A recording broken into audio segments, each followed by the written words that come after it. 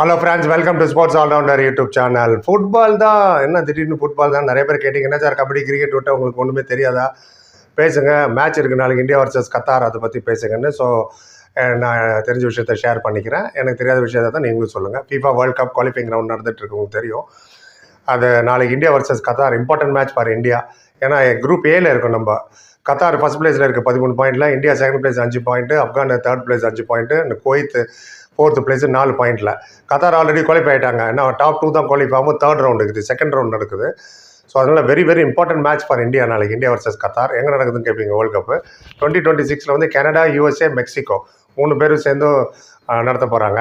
யூஎஸ்ஏல again drop in pitch, அது cricket, இதுக்கு அப்படி கிடையாது. ஸோ 2026 அதுக்குள்ளே குவாலிஃபைங் நடந்துகிட்ருக்கு. இதுக்கு நடுவில் சுனில் செட்ரி வேறு ரிட்டையர் ஆகிட்டார். உங்களுக்கு நாளைக்கு விளையாடுற மேட்ச்சில் அவர் இருக்க மாட்டார். 10 வருஷமாக அவர் தான் லீட் பண்ணிட்டு இருந்தார் இந்தியாவை. அண்ட் சம் ஸ்டேஜ் ரிட்டையர் ஆகிதானே ஆகணும். சச்சின் போனதுக்கப்புறம் யாருன்னு பார்த்தா கோலி வந்துட்டார், ரோஹித் வந்துட்டார். அது மாதிரி யாராவது வருவாங்க. ஸோ இமீடியட்டாக அவங்க குர்ப்ரீத் சிங் சந்து அவர் தான் கேப்டனாக போட்டிருக்காங்க. அவர் goal keeper. And coach Igor Stimac, அவர் தான் நம்மளோட கோச்சு. ஏற்கனவே ஒரு மேட்ச் உங்க கூட விளையாண்டோம் நம்ம நவம்பர் போன வருஷம். அது 3-0 தோத்துட்டோம் அந்த மேட்ச். ஆமாம். அண்ட் அந்த மேட்ச் இன்ஃபேக்ட் கத்தார் நானே ரிவ்யூ போட்டிருக்கேன், தேடி பாருங்கள், பார்க்கணும். அதுலேயே கத்தார் பெரிய மார்ஜினில் ஜெயிக்க வேண்டியது, நிறைய மிஸ் பண்ணாங்க கோல் அப்போது நவம்பரில். இன்னொன்று வந்து இந்தியா கத்தார் அதுக்கு முன்னாடி நடந்த மேட்ச் 4 வருஷம் முன்னாடி நடந்தது, ட்ரா ஆயிடுச்சு 0-0. ஆமாம், சம் ரெக்கார்டு தெரிஞ்சுக்கணும் இல்லையா? அண்ட் இப்போ அனௌன்ஸ் பண்ணியிருக்காரு டீமு. அதில் வந்து 4 ஃபார்வர்டு இருக்காங்க. ஆமாம், அகேன்ஸ்ட் கத்தார் கிளாஷ் நாளைக்கு நடக்க போது ராத்திரி 9:15. சுனில் சத்ரி இல்லாதது பெரியது தான்.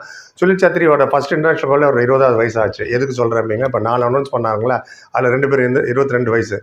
ஒன்று வந்து விக்ரம் பிரதாப் சிங், அவருக்கு 22 வயசு.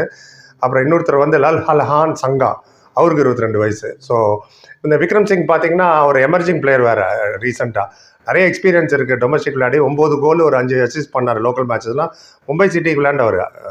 தே help win the cup, ISL cup ஜெயிச்சு சாம்பியன்ஷிப்புக்கு அவர் ஹெல்ப் பண்ணார். Is a good player. அவர் இருக்கார். அவர் விளையாடுவாரா? இல்லை இன்னொரு லால் சந்த் சங்கா, அவர் வந்து centre forward, is also very good player. Manvir Singh இருக்காரு, ரஹீம் அலி இருக்காரு. இந்த 4 ஃபார்வர்டு தான் சொன்னாங்க. அவங்களாம் எக்ஸ்பீரியன்ஸ் பிளேயர். உங்களுக்கு பிளேயிங் கத்தார் இது பிக் சேலஞ்ச் தான் எப்போதுமே. ஏன்னா தேர் அட்டாக்கோ, அது அட்டாக்கை பிரேக் பண்ணி you have to move forward. Initially fail ஆகிட்டோம் நம்ம லாஸ்ட் டைம் விளையாடும் போது. நான் முதல்ல சொன்ன ப்ரீவியஸ் கிளாஷில் புவனேஸ்வரில் நடந்தது 3-0 தோத்தோம். கத்தார் ஜெயிச்சுட்டு போயிட்டாங்க ஈஸியாக. And Qatar might play second string விளையாட வைப்பாங்கன்னு நினைக்கிறேன். எனக்கு சரியாக தெரியல. ஏன்னு கேட்பீங்க? ஏன்னா அவங்க ஆல்ரெடி குவாலிஃபை ஆகிட்டாங்க. ஸோ மற்றவங்களுக்கு சான்ஸ் கொடுக்கணும் மேபி கோச் நினைக்கலாம். Next round already qualified, third ரவுண்டுக்கு.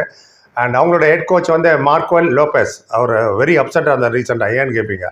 Afghan Qatar மேட்ச்சில் வந்து ட்ரா ஆயிடுச்சு அவருக்கு. ஆமாம், 1979 அப்புறம் தான் ஃபர்ஸ்ட் டைம் ட்ராவான் கத்தார் வர்சஸ் ஆப்கானிஸ்தான். எப்படி நீ அவங்ககிட்ட ட்ரா ஆவேன்னு. ஸோ அது மட்டும் அவங்க ஜெயிச்சிருந்தா இந்தியா இன்னும் ஒரு அட்வான்டேஜாக இருக்கும். ஏன்னா இப்போ கத்தார் போயிடுச்சு, இந்தியா ஆப்கான் குவைத் 3 பேரில் யாராவது ஒருத்தர் கூட போக முடியும். நான் ஜெயிச்சிட்டோன்னா நாளைக்கு போச்சு கண்ணை மூடிட்டு போயிடலாம். ஏன்னா 7 கோல் டிஃப்ரென்ஸில் இருக்கும். இந்தியாவும் 5 பாயிண்ட்டு, ஆப்கானும் 5 பாயிண்ட்டு. பட் கோல் டிஃப்ரென்ஸ் தான் மெயின். அவங்க -10, ஆப்கானு நம்ம -3 தான். 7 கோல் டிஃப்ரென்ஸில் இருக்குது. வேற நாளைக்கு ட்ரா ஆயிடுச்சுன்னு வச்சுக்கோங்க, அடுத்த மேட்ச் ஆப்கானிஸ்தான் குவைத்தும் ட்ரா ஆகணும். அவங்க மட்டும் யாராவது ஒருத்தர் ஜெயிச்சு அவங்க டக்குன்னு அவங்க 6 பாயிண்ட்டு 7 பாயிண்ட்டுக்கு போயிடுவாங்க. நம்ம 6ல் லாக் ஆகிடும். ஸோ இது ஒரு சினாரியோ ஒன்று இருக்குது. அது ரொம்ப ரொம்ப இம்பார்ட்டண்ட்டு. கத்தாருக்கு இன்னொரு பெரிய அட்வான்டேஜ் என்ன, அவங்க எல்லாமே 6 அடி 180 சென்டிமீட்டர் ஹைட் நிறைய பேர் இருக்காங்க.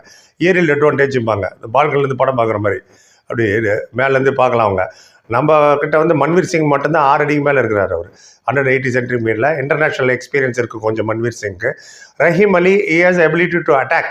என்ன மாதிரி ஆப்போனன்ட் இருந்தாலும் சொல்லி அகைன்ஸ்ட் ரன் ஆஃப் பிளேம்பாங்க and catch the opponent cold, டக்குன்னு பிடிக்கிறதுல அவர் சாம்பியன். சுனில் சத்ரி ரிட்டையர் ஆனார் இல்லையா? ஜூன் 6ஆம் தேதி தான் போன வாரம் இந்தியா வர்சஸ் குவைத் 0-0 ட்ரா ஆயிடுச்சு. அது மட்டும் ஜெயிச்சிருந்தா இன்னும் கம்ஃபர்டபுளாக இருந்திருப்போம். குவாலிஃபைக்கு அவருக்கு ஒரு நல்ல சென்ட் ஆஃப் கொடுத்துருக்கலாம் சத்ரிக்கு. But nevertheless Kuwait also good team. 0-0 draw ஆயிடுச்சு. ஜெயிச்சிருந்தா it have been easy. But life has to move on. அவங்க கோச்சே சொல்லிட்டாரு Igor. And announce the squad, immediately announce பண்ணிட்டார் அவர். இந்த ஸ்குவாட் தான் விளையாட போது 4 ஃபார்வர்டுன்னு. இந்த மேட்ச் வந்து நாளைக்கு ஜாசிம் பின் அம்தாம் ஸ்டேடியம் இருக்குது தோஹாவில். அந்த இடத்துல நடக்கும்போது ராத்திரி 9:15. And it will be a nail biting. India ஜெயிச்சுன்னா வெல் அண்ட் குட். ட்ரா தோத்தா கஷ்டம்தான், தோக்கக்கூடாது. பாப்பா என்ன ஆகுன்னு. பொதுவாகவே சத்ரி அண்ட் சுனில் சத்ரி ஆகட்டும், அந்த கோச் அவங்களோட காம்பினேஷன் இகார், அவங்க காம்பினேஷன் எப்போது 4-2-3-1 தான் இருக்குமா? நாளைக்கு ஸ்பெகுலேஷன் இருக்குது 4-4-1-1 ப்ளஸ் கோலியா, இல்லை 4-3-2-1 ப்ளஸ் கோலியா.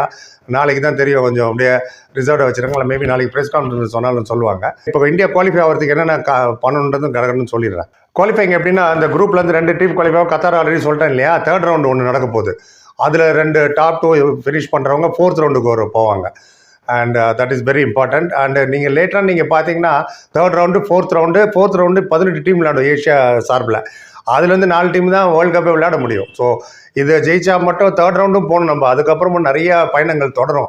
ரவுண்டு போயிட்டீங்கன்னா ஆட்டோமேட்டிக் குவாலிஃபிகேஷன் ஏஷியன் கப்புக்கு 2027 நடக்க போகுது, இன்னும் ஒரு 3 வருஷத்தில் இன் சவுதி அரேபியா. அதுக்கு ஆட்டோமேட்டிக் குவாலிஃபிகேஷன் வேறு. நீங்கள் இதில் குவாலிஃபை ஆனீங்கன்னா. பட் கத்தாரை ஜெயிச்சிட்டாங்கன்னா well and good. Simple calculation, beat them. தோத்தா ரொம்ப கஷ்டம், அவங்களும் தோக்கணும். அங்கே யாராவது ஒரு ஜெயிச்சா ட்ரா ஆகணும். இது மாதிரி நிறைய சினாரியோ இருக்குது. ஃபீஃபா ரேங்கிங், வேர்ல்டு ரேங்கிங் பார்த்தீங்கன்னா இந்தியா 121வது பொசிஷன் நான் நினைக்கிறேன். தப்பாக இருந்தால் கரெக்ட் பண்ணேன். கத்தார் 34வது பொசிஷனில் இருக்குது. They're good side.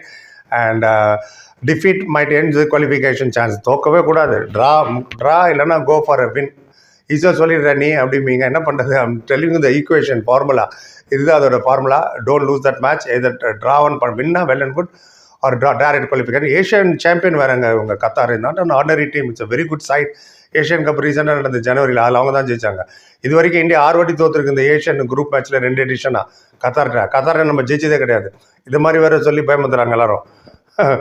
அதனால பார்ப்போம் என்ன ஆகுது. Let the better team win. All the best our players. And Gurbir Singh ஒரு வாழ்த்து சொல்லிட்டு எல்லா பேருக்கும் வாழ்த்து சொல்லிட்டு முடிச்சுக்கிறேன். நீங்கள் இதை பற்றி கேள்விப்பட்டீங்களா? இது இல்லாத விஷயங்கள் எதுவாக இருந்தால் சொல்லுங்கள், நானும் தெரிஞ்சுக்கிறேன். ஃபுட்பாலுக்கு நிறைய பேசுவோம், உங்கள் ஆதரவு வருதா? நிறைய ஐஎஸ்எல் பற்றி, சென்னை எஃப்சி பற்றிலாம் பேசியிருக்கேன். 200-300 பேர் தான் பார்க்குறீங்க. எனக்கும் பேசணும்னு ஆசை தான். But give your support.